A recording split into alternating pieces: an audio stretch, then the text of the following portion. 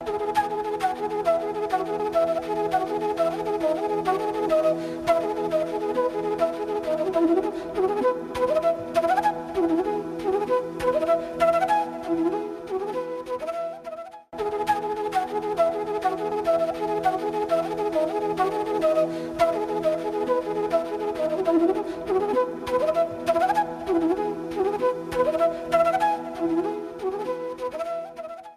afternoon. Welcome to EduSat Network. Friend, as you know, we are discussing Sociological Thinker, and in a series of lectures on Sociological Thinker, today we are going to discuss Emile Durkheim, and we will talk about precisely his methodology and contribution to sociology. And for discussion on this very topic, we have in the studio Professor Vivek Kumar. He is teaching sociology at the Center for the Study of Social System in a School of Social Sciences at Jawaharlal Nehru Vishwavidyalaya. So on your behalf, and our Dr. Vivek Kumar is also Fulbright fellowship. He will teach in Columbia University. So I hope his knowledge and experience will help us to understand this sociological thinker Durkheim in a new perspective. So on your behalf, I welcome Dr. Vivek Kumar for EduSat lecture. Welcome you, sir. Thank you. Friends, today, as Amrenji has already told you, that we will discuss sociological thinker, one of the founding fathers of sociology of the world, that he is Emile Durkheim. And as you know, that Emile Durkheim was a French scholar, and he was born in 1858, 15th April 1858, and he passed away in 1917. That means he, in a very small span of time, he contributed a large thing. But his prime motive was to establish sociology as an independent discipline, and a discipline of social science, of course, but he wanted to make it science, and that way he is also considered as positivist. His major contribution are four, basically. The first one is Division of Labor, which he wrote in 1893, and by publishing Rules of Sociological Method 1895, Durkheim wanted to develop sociology as an independent social science. We will discuss it later.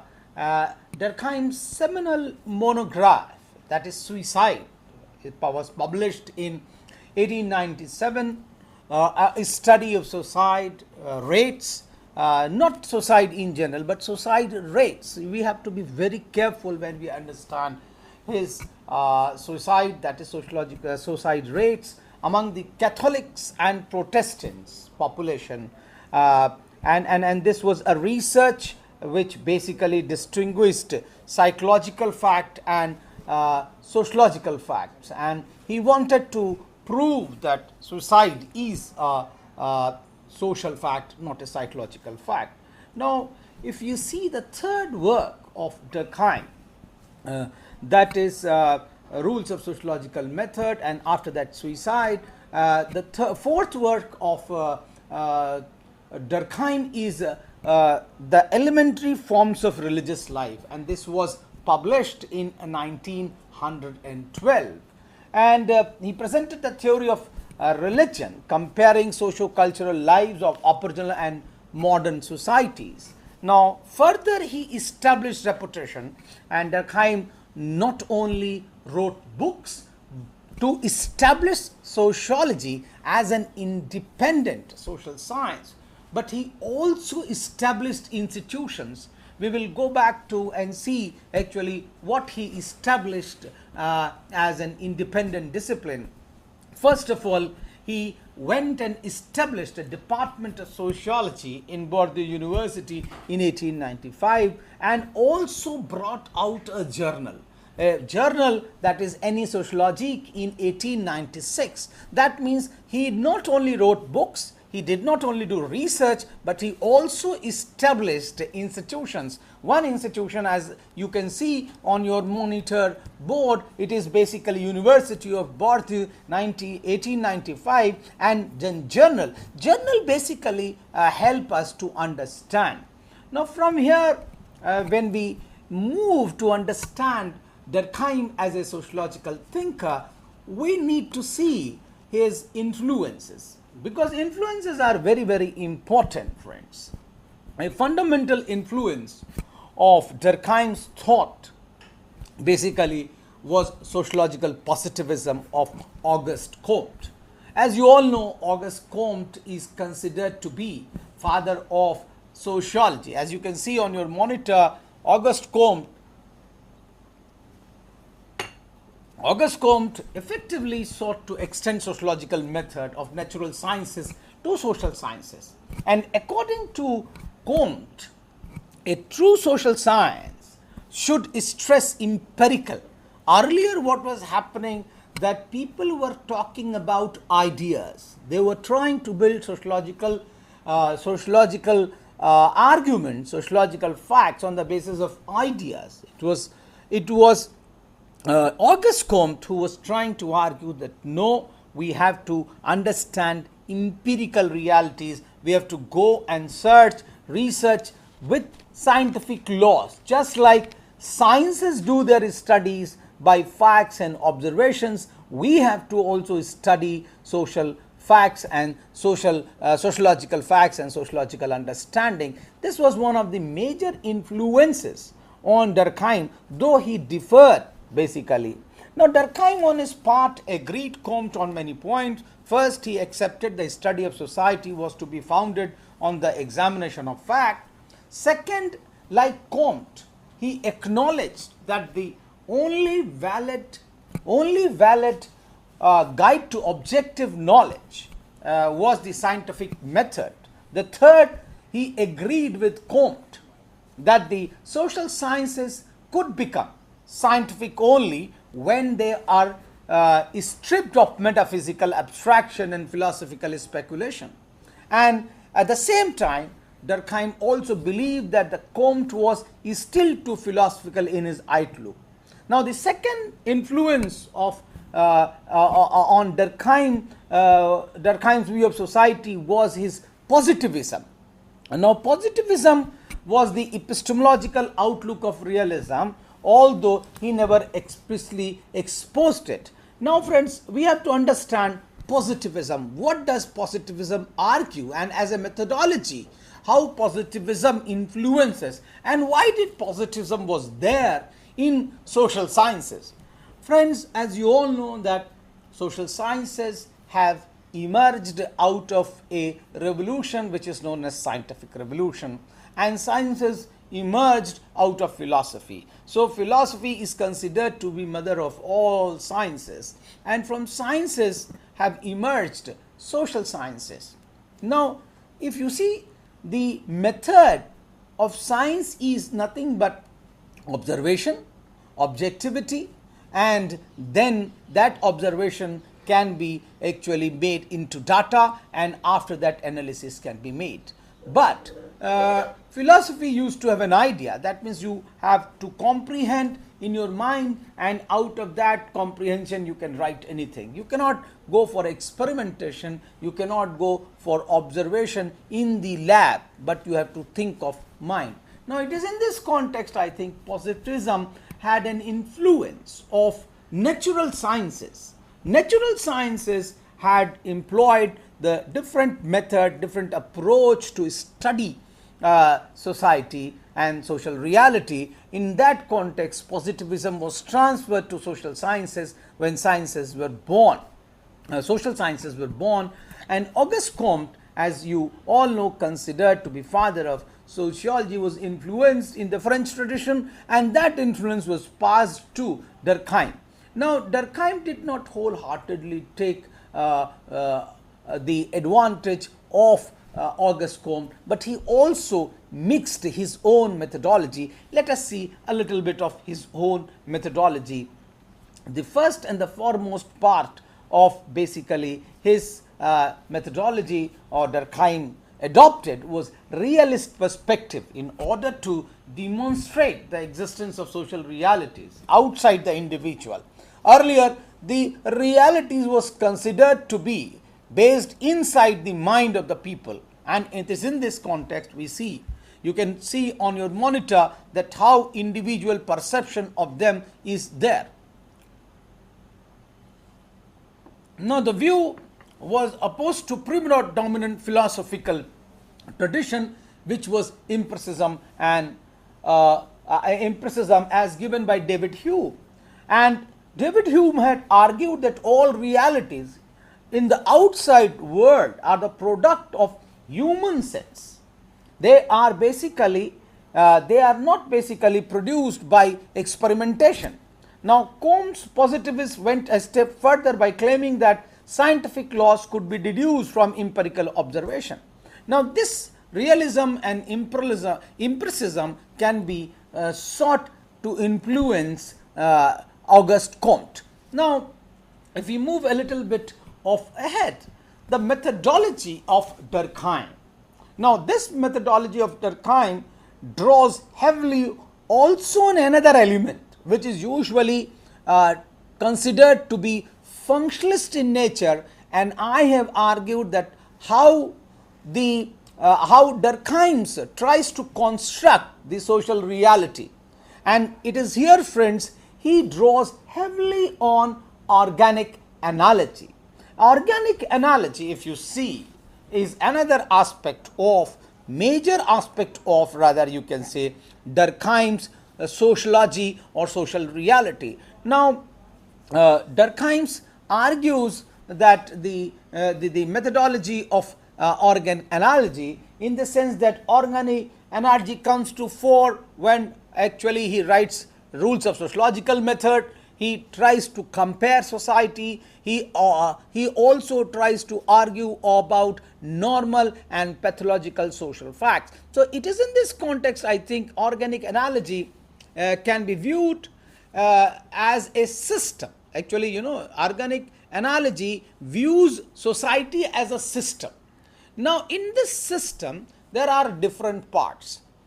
Just like organic analogy draws heavily from the human body. A human body is composed of different elements. Now, these elements, as the different organs. Now, what are these organs? These organs, just like heart, lung, inside you have kidney, you have also spleen, you have a stomach.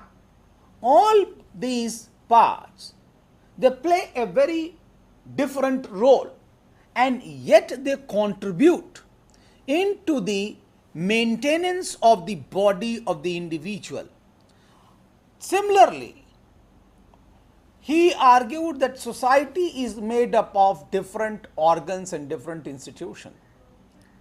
And we can see different institutions, like family is one institution, like religion is another institution. All these institutions play a dominant role in the maintenance of society, which is considered as a whole.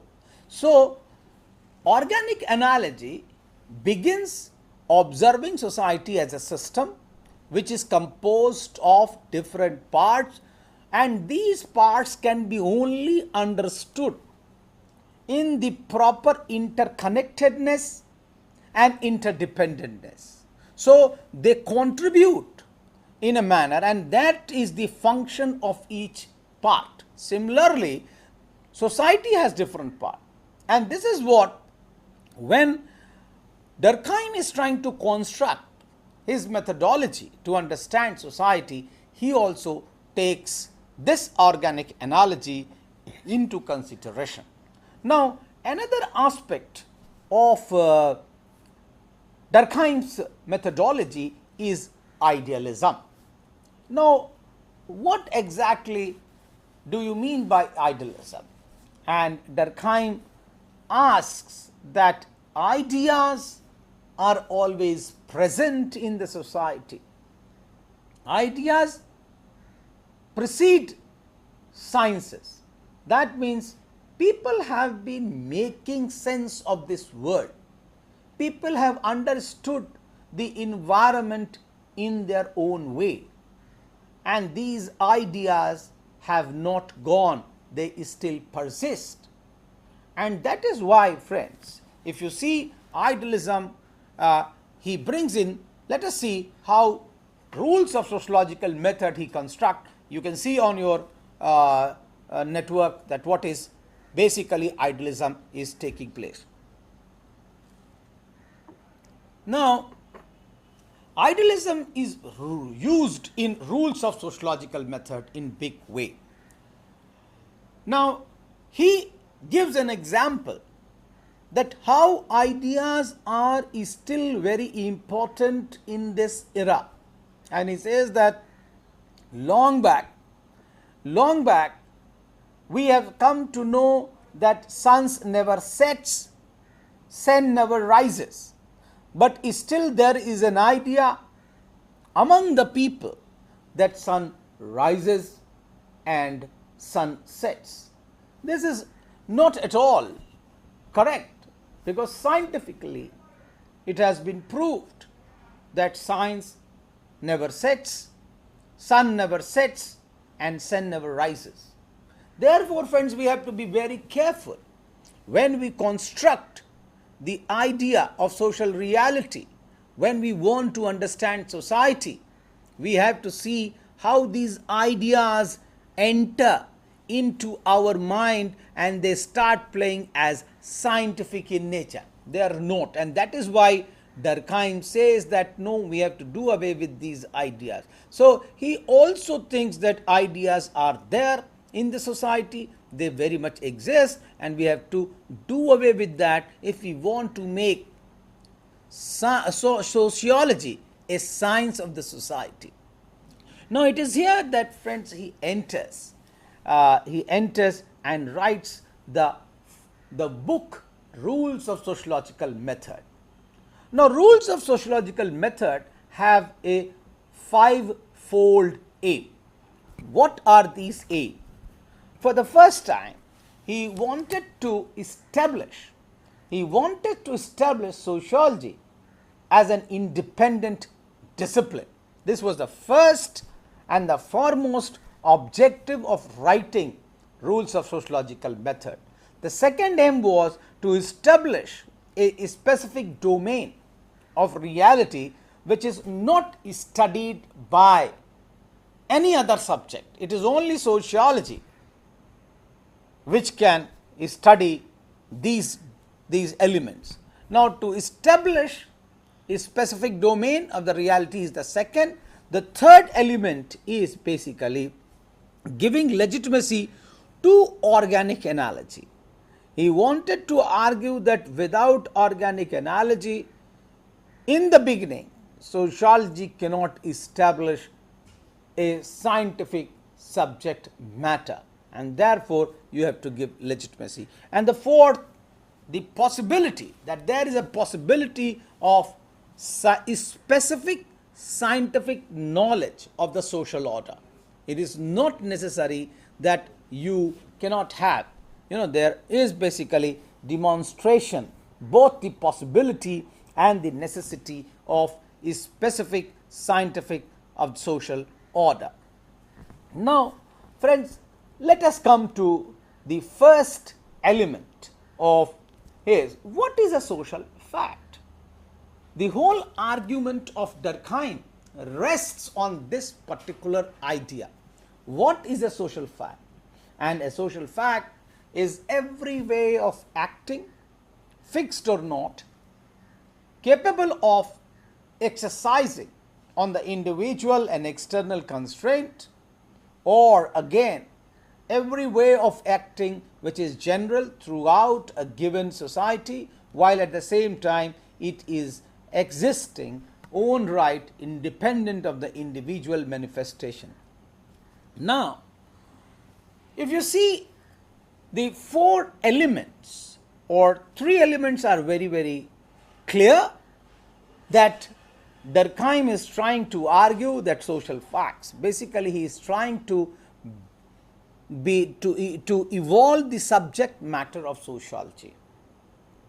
What is the subject matter of sociology? Because I have told you in the very beginning that his aim was to develop sociology as an independent social science discipline or disciplines of a science. So, for that he wanted to develop a subject matter. Now, how do you develop a subject matter? Because there were other disciplines who were studying. So, he said that no, the subject matter of the sociology is social fact. So, the sociology is nothing but the study of a social fact. And what are these social facts? Social facts are nothing but ways of acting, thinking and believing. They are not fixed, fine. Now, there are four elements of four characteristics of social fact as well. They are external to individual. This is the first element, characteristics of social fact. They are external to the individual. That means individuals have not created, they were there before the individuals arrived and they will remain there after the individual is dead. That means social facts assume an independent character of the individuals. That means individuals do not create. It is the collectivity, it is the group, it is the society which creates social fact. And it is here, friends, social facts differ from psychological facts and biological facts. Psychological facts are based on individuals' will.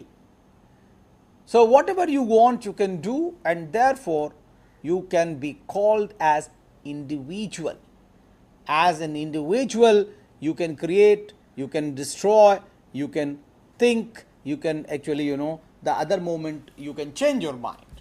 But sociologically, social facts cannot be changed by individual will. They can only be changed by collective will. And that is why he argues that social facts are, suicide is a social fact. Usually, before Durkheim, people talked about suicide as a psychological fact.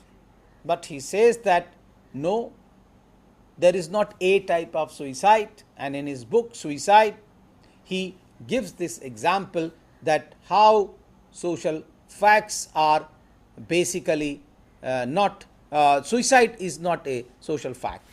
It is basically, suicide is a social fact and not a psychological fact. Now, if you see, he is talking about here again, I will like to caution you that he is not talking about individual cases of suicide as a social fact. Individual cases of suicide may be a psychological fact, but when we study society, we see that there are number of cases of suicide. So, the suicide, number of cases of suicide in a society, when we look into, we come to realize that they are basically social fact. How? Now, it is here, friends, we study three types of suicides: egoistic suicide, altruistic suicide, and anomic suicide. Now, if you see egoistic suicide, Durkheim very well talks about that this suicide takes place because of lack of integration of individual in the group. That means individual is not integrated into the social group. He is independent, he acts independently, and therefore he is not able to integrate. And as soon as the individuals, the societogenic impulses, they overpower individual commit suicides. Now there is altruistic suicide. Altruistic suicide, according to Durkheim, takes place because of over-integration into the group. And he gives example of a watership journal dying in the sinking ship.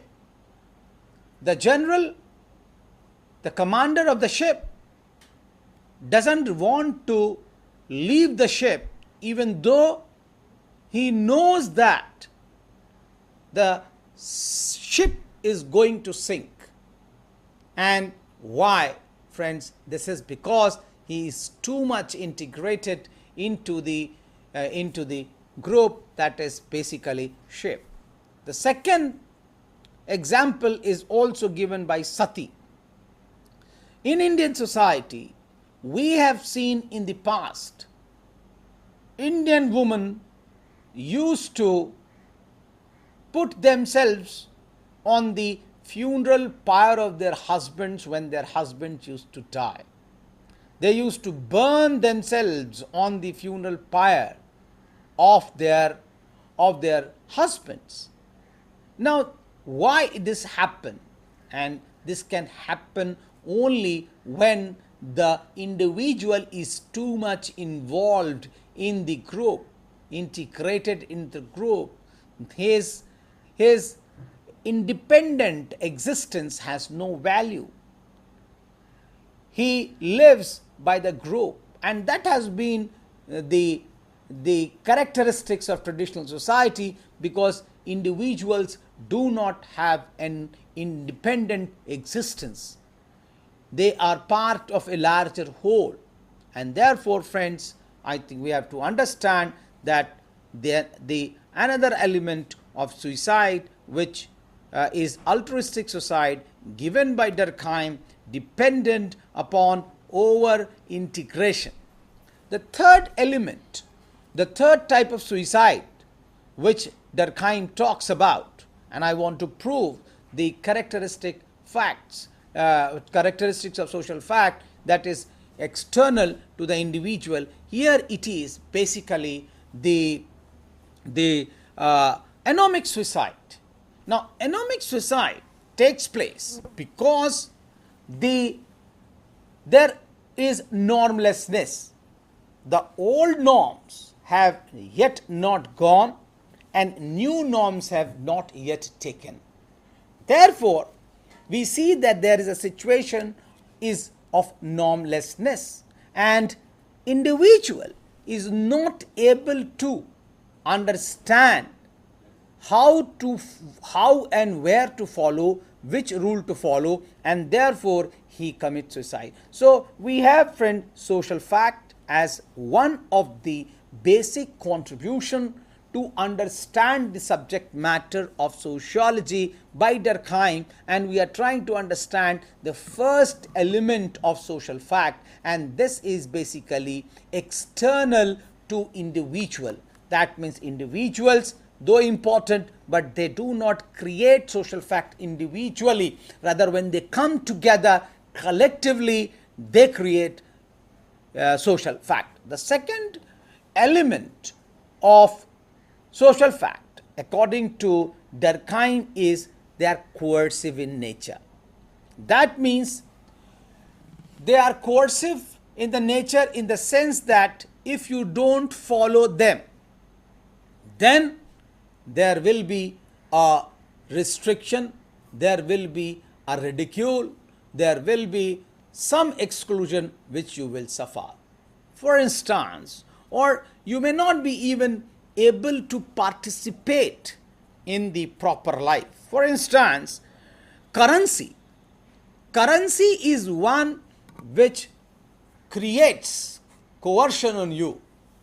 Official currency of India is a rupee, but if you want to come and give dollars to a shopkeeper, he will not take it, because currency dollars though are important currency of US, but they are not important currency of India, and therefore people may not take dollars. Even if they take, they will have lot of ambition and you face lot of problem, and if police sees you, they may also catch you. So basically they are coercive in nature, and you have to abide by the rule and regulation of the society. And if you don't abide by, that means if you don't abide by, then definitely you will face a ridicule. You may also be put behind the bars. So social facts are basically related to time and context, and therefore they become coercive. Now, coercive in nature, that means you have to follow rules of that society, rules of those time. If you don't follow, then definitely they will have their own repercussion. Otherwise they are silent. They are silent usually. If you don't break the rule, you will not be able to come to know that rules are there. But if you break a rule, then all of a sudden the silent rule starts speaking, and the coercion, the type of coercion may range from laugh, you can become a laughing stock, you may be ridiculed by your peer group, you may also be punished, you may be put behind the bars. So the span of coercion is very large, from simple laughing stock, ridicule, to putting you behind the bars. This is what is coercive power of a social fact. Now let me come to the third characteristics of social fact, and this, friend, is they are general in nature. Social facts are general in nature. That means they are found in every part of the society. They are present in every group of the society. They are not specific to A or B, and therefore they are general in nature. They may be found everywhere in the society of that type. If a society is basically small society, then definitely they will be found there, and if they are big society, modern complex society, they will be having a different type of social milieu. Now it is in this sense, friends, the social facts which form the basic subject matter of sociology. According to according to Durkheim, they are basically having three characteristics. They are external to individual, they are coercive, and they are general. Now another element of social facts which can be given to you is basically they are opaque. It is very difficult that you can look beyond them, and it is here, friends, that you have to recognize that how and where and which group it is happening, and therefore it is very difficult to look through them. You have only to identify. Now having stated social facts as one of the basic characteristic of sociology of Durkheim, we can understand that Durkheim wanted to establish sociology as independent science, and for that what he did, he chose to create a subject matter, and this subject matter was social fact. Now how he is trying to define social fact? He is trying to define social fact simply that any way of acting, believing, thinking in the society which is basically external to individual, which is coercive, and which is general. So it is very simple that we can understand social fact as those institutions, as those actually criterias, as those phenomena which can create some problem for you, which can facilitate your understanding.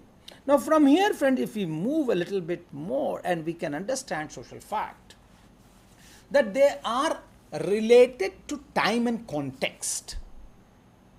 What is social fact? What is true? What is functional for the society? now may not be true, may not be functional, say 10 years from now. Also, what is true for one society, what is good for one society, may not be good for another society, may not be also good for another time, another period, or maybe another place. I'll give you an example to make this point clear, that how social facts are related to time and context. You see what happens, that if you kill a person, if an army personnel kills enemy at the border, at Jammu Kashmir border, at China border, at Afghanistan border, at Bangladesh border, Sri Lanka border, if somebody kills, some army person kills another person from the other side, you can call him as enemy. When he kills an enemy, that person is basically awarded or rewarded. He will be given a medal. But if the same person comes and kills someone in the society, then what will happen? He will be punished according to Indian Penal Code. So, social facts are related to space, that is place. Similarly, if you see in Western society, people greet each other by kissing.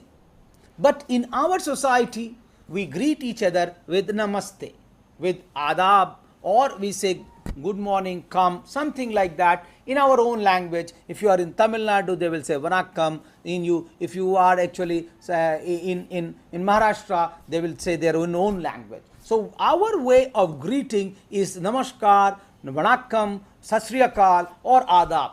But their way of greeting is actually by kissing and shaking hands. So there is basically social facts are different for different places. Now let us say also social facts are different for different times.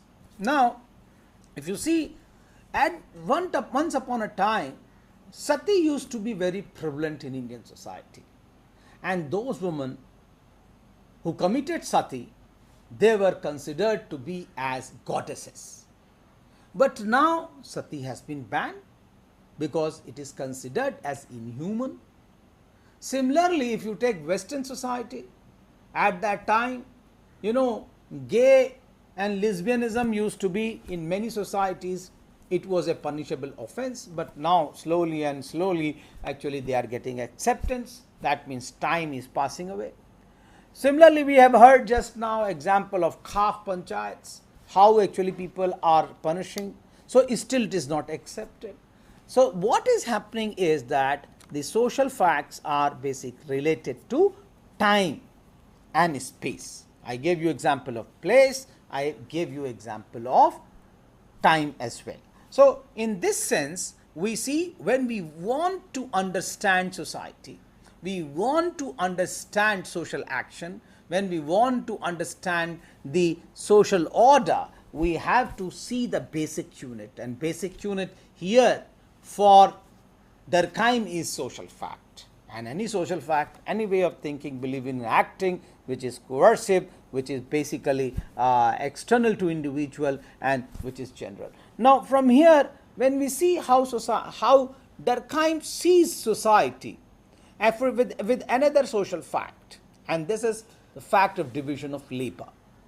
For Durkheim, division of labor, another book, very important book, which is considered to be his PhD thesis, which was published basically later on. But here he was trying to argue that how division of labor is a social fact. And for this, friends, Durkheim divided the society into simple society and into modern complex society. Now, when we see division of labor, according to Durkheim, Emile Durkheim, his full name was. Now he says that division of labor in simple societies, you can think of tribal society is a simple society. Even village society, the old village society, can also be considered as simple society. Now, in simple societies, if we see, in simple societies, division of labor is based on age and it is based on gender. That means the younger persons, the middle-aged persons, the young people, the old people, the women, all these are basic criteria to define basically the social fact of division of labor. So, how does division of labor is decided in a simple society? It is decided not on the skills of the people, not on the qualification of the people. It is decided on the merit of their age, on the merit of their gender. So, what happens that small kids will not work, the young people will go and collect wood, they will go also for hunting, they may also bring actually anything which is suitable for the clan or which is suitable for the tribe, which is suitable for the whole group, family. The old age people will look after their vicinity of the house, they may also do knitting or they may also do something. But women, as far as gender is concerned, women will cook, they may go for fodder, they may bring water, and in this manner division of labor in the society is based on age and gender. So, women will cook, they will bring water, they will fodder, and the young people will go for hunt, they will bring actually food material, and the elderly may weave or do something else. This is modern, this is simple society, tribal society, or maybe village society, in which division of labor is based on age and sex, gender. But on the other hand, division of labor in the modern complex society, modern society, where lot of technology is there, where there is industry is there, lot of division of labor is based on a specific qualification. It is not based on age, it is not based on gender. It is based on their specific qualification, and therefore there is multiplication of jobs. There is no one type of job, there are multiplication. For example, if health worker is there, the job of a doctor, so there may be general practitioner, there may be cardiologists. General practitioner can give you every type of medicine for your cough and cold, but there are cardiologists. Cardiologists will look after your heart. There are pediatricians who will only look to children. There are ophthalmologists, those who will go for eye checkup. There are urologists, urologists, those will look out your kidney and others. So, the specialization in modern complex society is as such that division of labor is very, very complex. In simple society, the division labor is based on age and sex, and therefore it is very simple. But in modern complex society, because division of labor is complex, therefore actually they have to be based on very, very different qualities. Now, because of these two types of division of labor, in these two types of society, according to Durkheim, there are two types of solidarities. The two types of solidarities, two types of societies, two types of division of labor, and therefore there are two types of solidarities. One type of solidarity in simple society, in the simple society where the division of labor is based on age and gender, there is mechanical solidarity. You will be very perplexed where actually there is no machine, you are talking about mechanical solidarity. Mechanical solidarity, according to Durkheim, is not because of machine, but because of similarity. That means there is similarity among the people, similarity among the occupations, there is similarity among the values governing the people, and therefore the society is mechanical because a machine produces similar product.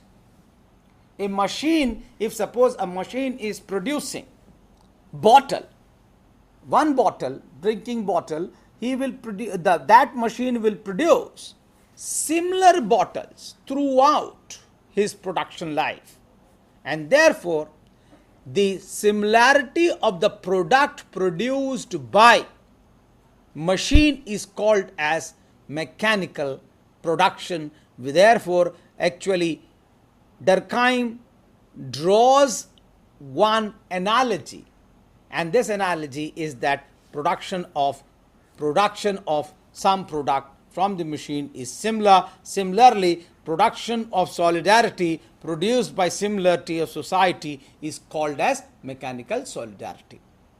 There is another type of solidarity, and this type of solidarity in the complex society, based on complex division of labor, and this is known as organic solidarity.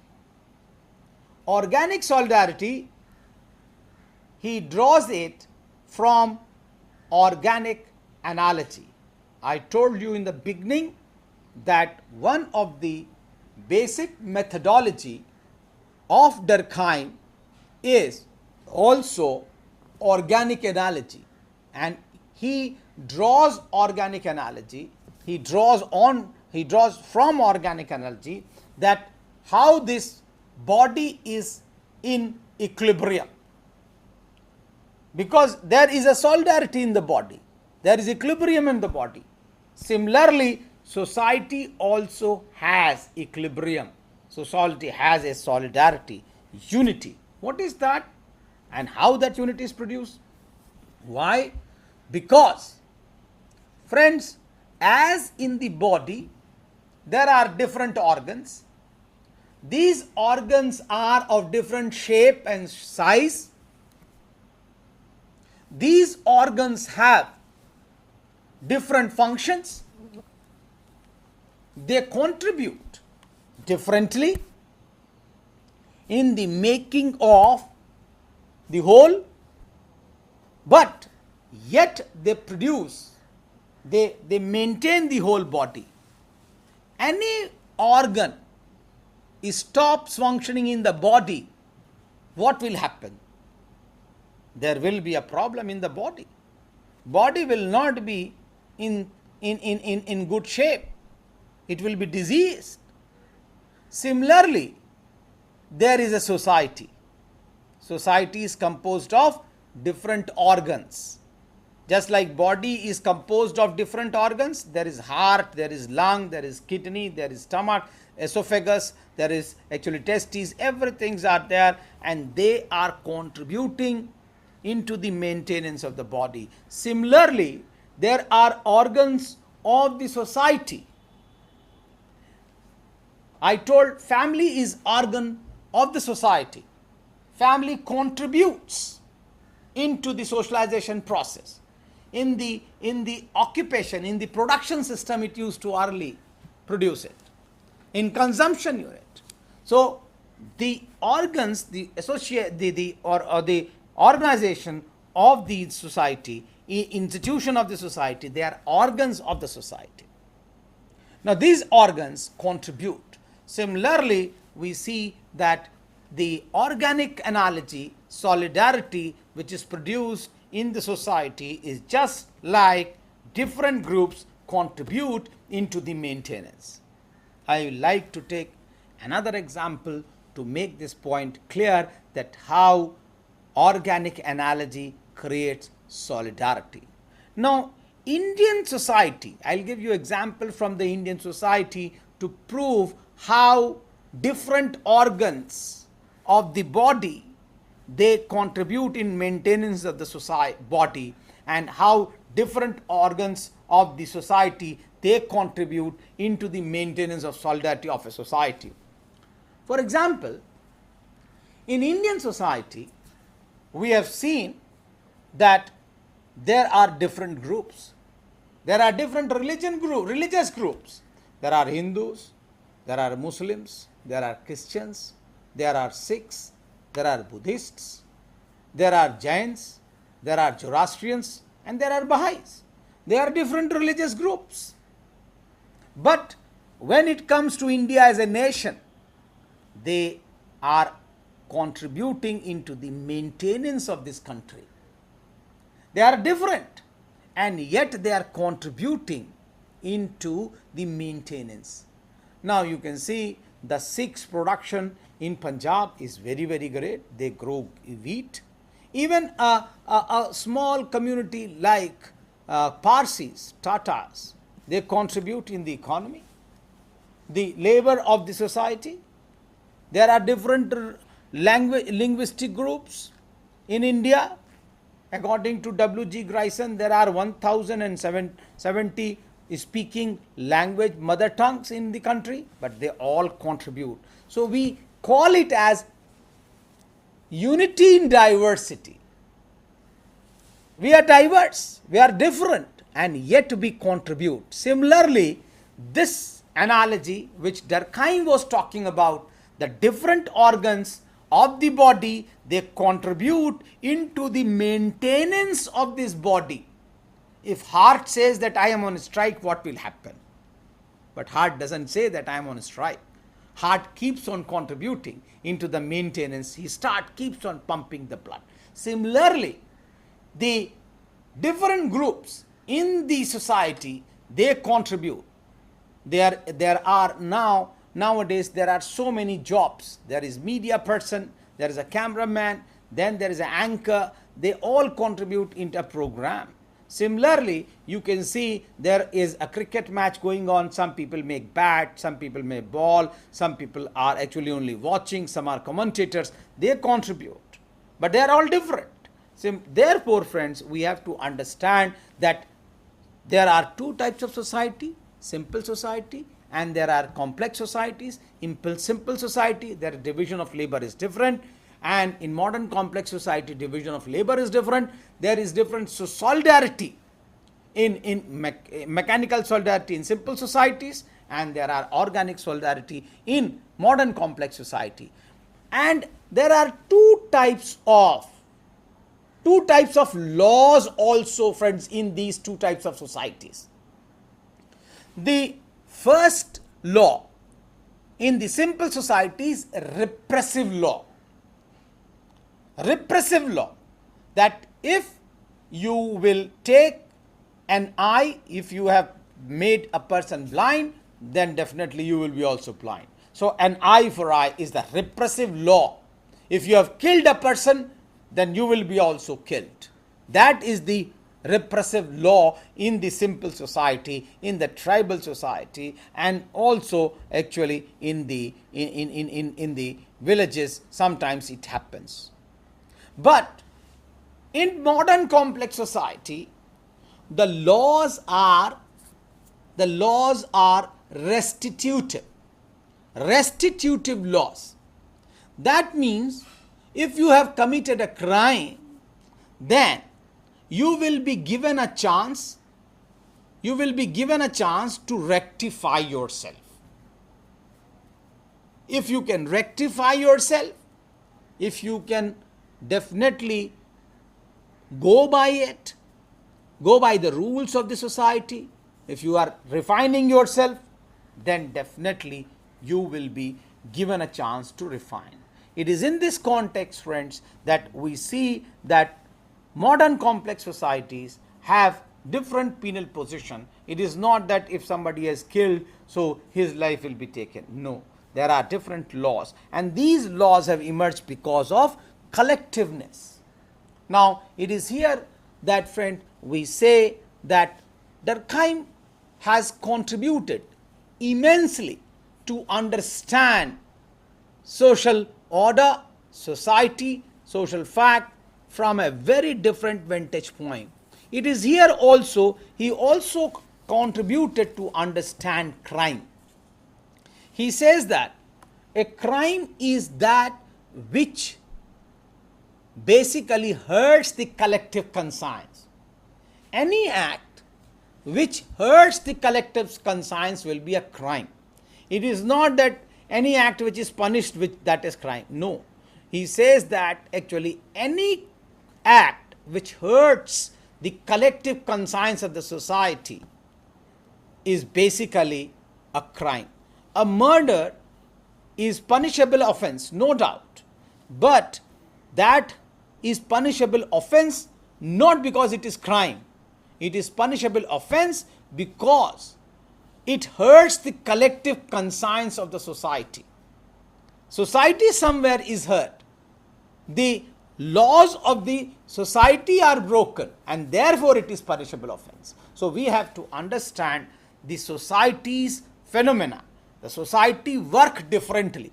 It is not simple what we see acts. No, there is actually some reality which is beyond our naked eyes and we are not able to see, and that is collective conscience. So in all, we see that for Durkheim, society is above the individual. It is the individuals, no doubt, which make the society. But once that society is made, then it assumes a very different character altogether. And the example is that when you are walking individually, you will be walking calm and quiet. But as soon as there are 10 friends, they start walking, you will see how much shout, how much howling they will make, how much noise they will make. And as the student group goes on, the group mentality is different from individual mentality. Similarly, the group mentality, which is society, which is so big a group, that mentality is different. And because that is basically takes a shape away from the individuals, because individual has not created society, and individuals may come and go, but society remains it there, and therefore he calls society as sui generis. Now, therefore, friend, we see that Durkheim throughout his life was successful in making sociology as an independent discipline because he gave a very different subject matter, and that subject matter was social fact. And he dissociated social fact from psychological fact, he dissociated social fact from biological fact, and tried to create that no, we are not going to take ideas only, but we will go and see social fact as things, and we will try to have it as a very observable, as an objective criteria to understand society, social fact, and thereby sociology. So if we see the whole graph of Durkheim's life, so he first of all tried to carve out, he had a very different methodology to understand social fact, and that methodology included organic analysis, idealism, positivism, as well as he included empiricism as one of its tool to understand social reality. And from here he actually talked about social fact, and social fact, after that he talked about suicide as a social fact, division of labor as social fact. He also tried religion as a social fact. So he sees these running thread in the methodology, in the works of Emile Durkheim, who was fighting a battle to get sociology its own independent status as a discipline. I think this is what I have to say. If there are any questions, definitely we can take. Yeah, we will discuss it, but today we are running short of time, so I think we should conclude the lecture here. And Dr. Vivek Kumar very lucidly and clearly explained the Durkheim's contribution and also methodology, what one should have while reading the Emile Durkheim. So I hope this lecture must have benefited all of you, friends. So I thank all of you for watching the lecture, and on your behalf I thank Dr. Vivek Kumar for giving such a wonderful and insightful lecture on Emile Durkheim. Thank you very much. Thank you.